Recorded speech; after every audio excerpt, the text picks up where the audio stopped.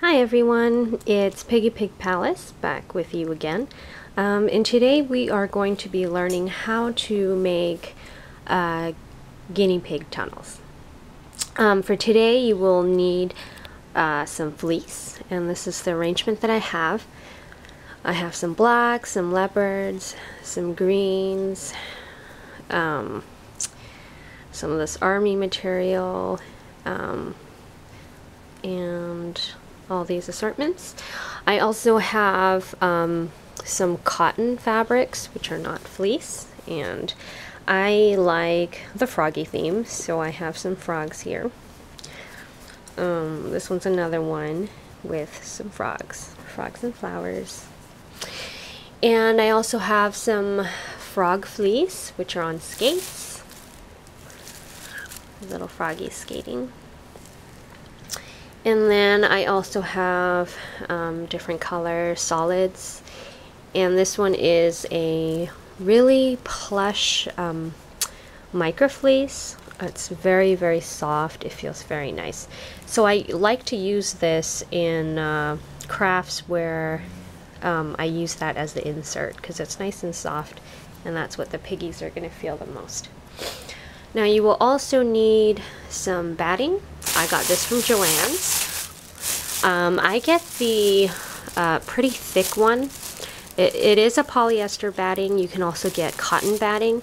The difference between the two is that the cotton batting will absorb the urine, whereas the polyester will kind of let it seep through. So it really depends on what you want to use it for and what you need it for. I like this thick one because it really gives you structure, kind of like foam, where it really holds the shape in place, so you don't have to worry about the boning or the architecture too much. But I do use a separate material for boning, and we'll go over that. We'll also need some a glue gun. This is a piping material that I got at Lowe's.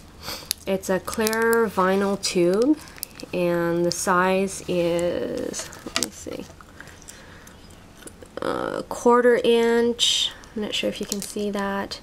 And the length, you know, you can get whatever you need. Because this is a tubing material, it doesn't melt as easily, so we won't be using the glue gun to actually melt the ends together, which I discovered doesn't work, but I will be showing you exactly what to do in order to use that. And the reason why I use this tubing material is that it's a lot cheaper. When you buy boning at Joann's, it's usually about $4 a meter, or I'm not sure if they sell it by meters or yards, but it could end up being quite costly, whereas this costs 21 cents a yard. And I also like how this is kind of flexible. It has a bounce to it, whereas the boning is it's more rigid. And then this also has a dimension to it because it's round, and I do like that. I like the shape that it gives you at the end. So this is usually what I use as my to hold the shape, to give the architecture to whatever I'm making. And it also holds up very nicely to washes as long as you use it properly. The next thing we'll need is some needles. You'll also need pins to hold everything in place. You'll need a good pair of scissors. Now these are dollar store scissors because I'm a student and I don't have a lot of money to spend. But as long as you get a good pair of scissors and you don't use it for anything other than cutting fabric, it should usually last for a while. You'll also need a tape measure and all-purpose glue sticks. I think this one, yeah, it's just for florals, foams, metals, fabrics, woods, and ceramics. So it's kind of for everything. You could get a plastic specific glue stick, but they are more expensive. Let me just show you what I have in here. you'll obviously need thread. Now, because I hand sew all my crafts, I always use very strong thread. For instance, this one is made for coats and buttons. So it's going to be a very thick, almost wire-like material. I don't know if you can't really appreciate it on camera, but it's definitely a lot stronger. It has kind of a plastic coating to it, and definitely stronger than your conventional thread. I also use crochet thread, and I like it because it's really thick. I don't have to use two threads. You know how you double thread your needles? You don't have to do that with crochet thread. It's a lot smoother, and if you notice, when you double thread, sometimes one thread goes through and the other doesn't, and you end up with these little bulges of string. I don't know how to describe it, but you know, like little loops of string, and you can't really pull it through anymore. And yeah, that I just don't like to deal with that hassle. And also, this string is so strong, it's so thick and it's so strong that I've machine washed all my crafts at least a dozen times, and they have never fallen apart on me. So definitely use good quality, very thick thread. These ones are a little bit more expensive, but if you go to Walmart, I think they sell it for $1.99 or $2.99, so it's not too bad because it's a lot of thread that you have to work with. Okay, so the first step in making your tunnel is going to be making your pattern. You can use a variety of materials to make your pattern. I'm just going to set this down here. One of the materials that I like to work with, oh, and this here is used to mark your fabric. What I like to use as patterns material is going to be ruled lined paper. So this is my book containing all my patterns that I have that's labeled. I like to use lined paper and tape. I like to use lined paper because it helps me cut straight. It helps me count so that I get the exact same length if I need to, and it's cheap and readily available. You can also use things like newspapers, or you can actually go to the fabric store and purchase the tracing paper like material that professionals use, but again, that's an added cost that I don't like to have. So these are some of my patterns. I know they don't look like much, but they really help you out in terms of helping you make the same shapes and dimensions in future projects. And also it can help you modify it, because you can always add or take away what you think is necessary for your pigs. And don't forget to label it, otherwise you'll forget. Okay, so for today's project, which is a tunnel, ultimately what is going to determine how wide you want is your piggy. So they recommend around 14-inch diameters to 22-inch diameters. That's the typical size that you'll buy. And so what you will use is your tubing material, and that's what you're going to measure out. However, you may always, what's a good thing to do is to just check with your guinea pigs, find your fattest one, and see what will be comfortable around them. So I have Coco here with me, and she's going to help me demonstrate how to measure the circumference for your tunnel. So you want to take a good size. Hey, honey. And you want to find where they're the fattest. So, this here. Her fattest is going to be probably around her hind legs. And I'm just going to loop my tubing around her. Hey, honey. I know, baby. I know. I'm sorry. And then you're going to want to leave, obviously, a comfortable distance. So, what I find would be a good amount is probably going to be around this much. Okay, so I went ahead and I measured the length, and what I wanted was 16 inches to fit her comfortably, but I went ahead and added another inch because I wanted to make sure that I had a little extra room to work with. And you're also going to be overlapping the ends together and sewing them in place, so you definitely want to add, you know, at least another inch to give you some working space. Now what you're going to do is make sure that your glue gun is really, really hot. Nozzle in, and it's a little deep, and just squeeze.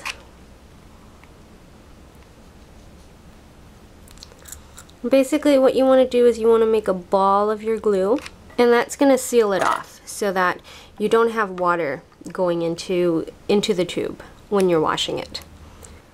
So I went ahead and did that for all my 4 sides, and this is what I have to work with. You can see that there's that layer there that seals off the tube.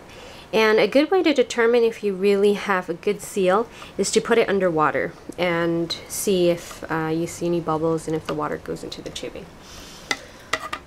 Now once you're done with that, you're going to let it dry, and what we're going to do is overlap the ends like this.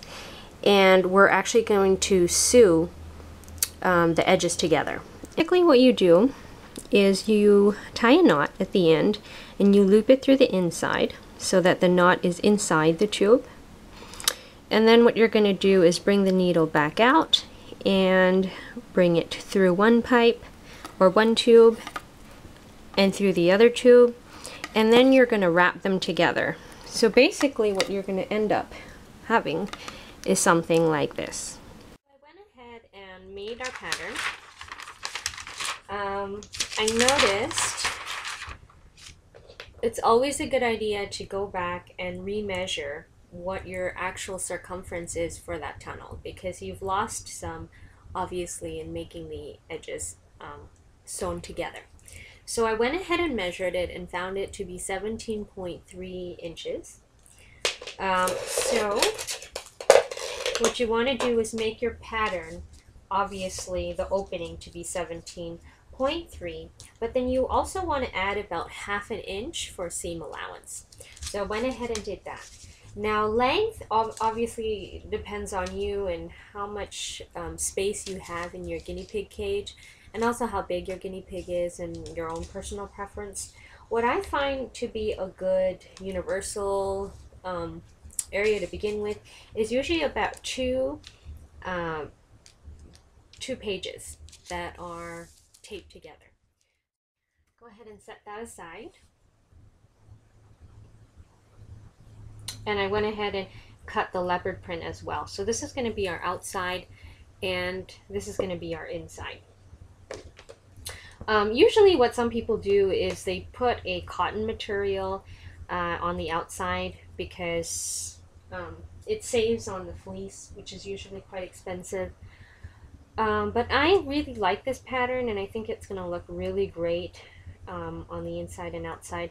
But always make sure that the inner material is always going to be a fleece, because you want the moisture to wick away when your guinea pig will most definitely pee in the tunnel.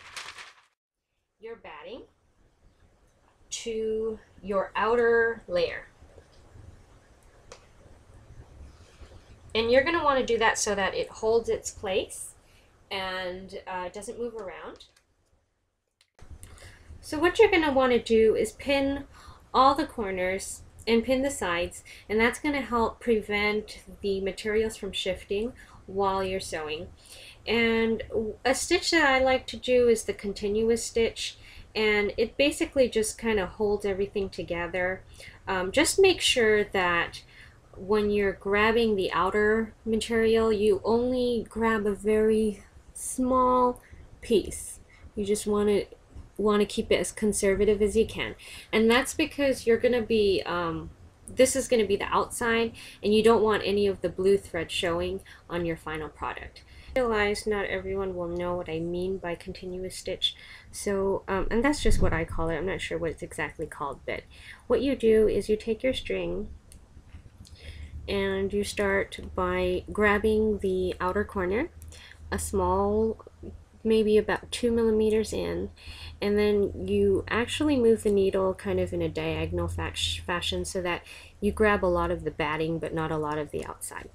And then you just make sure that the string, it goes around to the bottom of the needle and you pull through.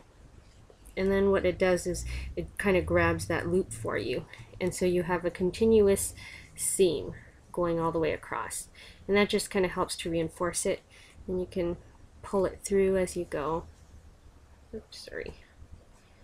You pull it through as you go and just tighten it, and that's going to really act to help keep those edges together. Now remember, because you're hand sewing, you want to be meticulous about your stitch work, because you have a higher risk of it coming apart in the wash. But if you do it well, then I haven't experienced any difference in whether you do it by hand or by machine. So by the time you've stitched all the edges, this is what you should be looking at. The edges should have a continuous sew all the way around. And when you look at it from your outside fleece, you shouldn't be able to see it at all, or very little. So that's what you have to work with. And now what you want to do is get your inner fleece, and you want to pin it along, going from outside to outside. Now this fleece doesn't really have a difference either way. It looks the same, so it doesn't matter for this. But you want your batting, you want outside against outside and inside against inside, because we're going to be sewing this and then flipping it inside out. So once you've sewn everything together, it should look like this. You're going to want to leave a small opening so that you could flip everything inside and out.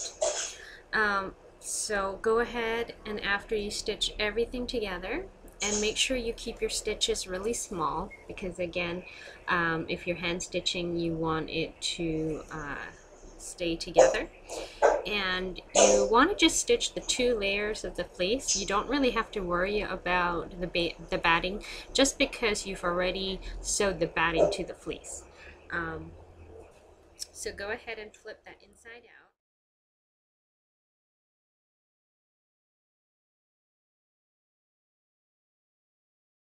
So this opening shut, and it's best to use a hidden seam so that you can't see the end stitches.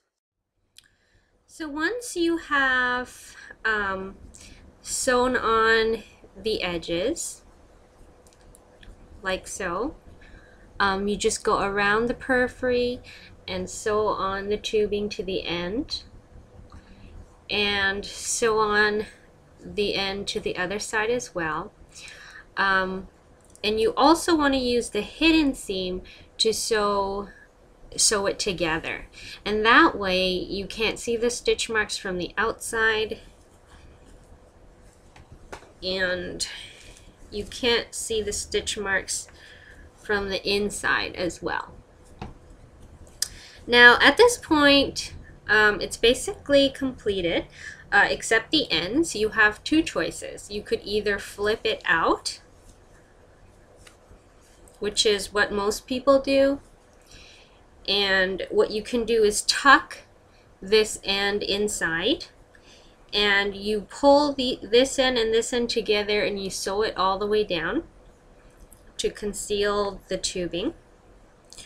I don't particularly like this style, and I'll show you why. When you do this, it causes the ends to, it kind of looks wonky, or for lack of a better term. I just don't like the way it looks. I don't like how it constricts on the sides and then kind of puffs out. It almost looks like a candy. What I prefer to do is I prefer to roll my ends in, but that's up to everyone's own preference. So what I do is I just roll the ends in.